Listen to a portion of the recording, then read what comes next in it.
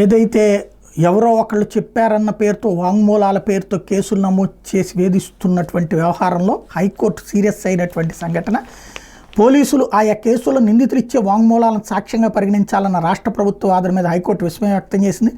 కేసుల దర్యాప్తు విషయంలో రాష్ట్ర వైఖరి పట్ల అసంతృప్తి వ్యక్తం చేస్తున్నామంది. వాంగ్మూలాలను అడ్డం పెట్టుకుని నిందితులు నెలల తరబడి జైలులో ఉంచాలంటే సాధ్యం కాదని తేల్చి చెప్పింది. వాంగ్మూలాలను అసలు సాక్ష్యాలుగా పరిగణించాలన్న ప్రభుత్వ వాదన సైతం తోసిపుచ్చుతున్నామని చెప్పింది. ఈ వాదంతో ఏమాత్రం ఏకీభవించలేమని తేల్చి చెప్పింది. సహనిందితుల వాంగ్మూలాలను తమను కూడా పరిగణలోకి తీసుకోవాలి, అంటే కోర్టులు కూడా పరిగణలోకి తీసుకోవాలని పోలీసులు కోరుతున్నారని, ఇది ఎంత మాత్రం సాధ్యం కాని పని అని స్పష్టం చేసింది. ఆధారాలు సేకరించకుండా వాంగ్మూలాల మీద ఆధారపడాలంటే ఎట్లా అంటూ పోలీసుల మీద అసహనం వ్యక్తం చేసింది. వాంగ్మూలాల ఆధారంగా ఇతరులు నిందితులుగా చేర్చి అరెస్ట్ చేస్తున్న పోలీసులు ఆ తర్వాత ఎలాంటి దర్యాప్తు చేయకుండా, ఎలాంటి ఆధారాలు సేకరించకుండా నెలల తరబడి నిందితులు జైళ్లలో ఉంచుతున్నారంటూ ఘాటుగా వ్యాఖ్యానించింది. వాంగ్మూలాలు కేవలం దర్యాప్తుకు దారి చూపుతాయే తప్ప వాటిని సాక్ష్యంగా తీసుకోజాలమని, దర్యాప్తు చేయనప్పుడు నిందితుల్ని జైళ్లలో ఉంచడం అనవసరమని, వాళ్ళని ఊరికే జైళ్లలో ఉంచి ప్రజల డబ్బులు ఎందుకు వృధా చేస్తున్నారని ప్రశ్నించింది. పేపర్ ఖాళీగా ఉందని వాంగ్మూలాల పేరుతో ఏది పడితే అది రాసేస్తామంటే ఎలా అంటూ నిలదీసింది. వాంగ్మూలాలను చూస్తుంటే నిందితులంతా రాష్ట్రానికి విశ్వాసపాత్రులుగా కనిపిస్తున్నారని వ్యంగ్యంగా వ్యాఖ్యానించింది.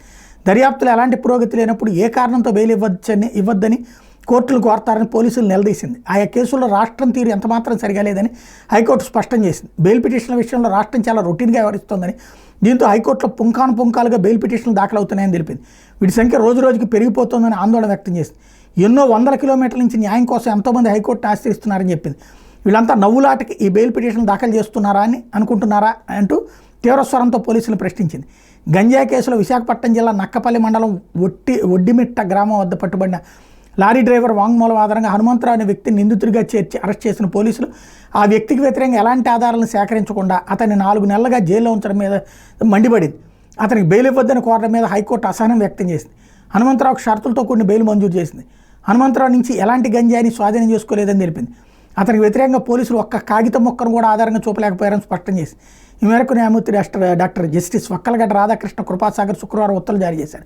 ఈ సందర్భంగా న్యాయమూర్తి జస్టిస్ కృపాసాగర్ రాష్ట్రం తీరును తీవ్రంగా గర్హించడంతో పాటుగా ఏదైతే పీపీ వాదన మీద అసంతృప్తి వ్యక్తం చేసి దాన్ని తన ఉత్తర్వులో రికార్డు కూడా చేశారు.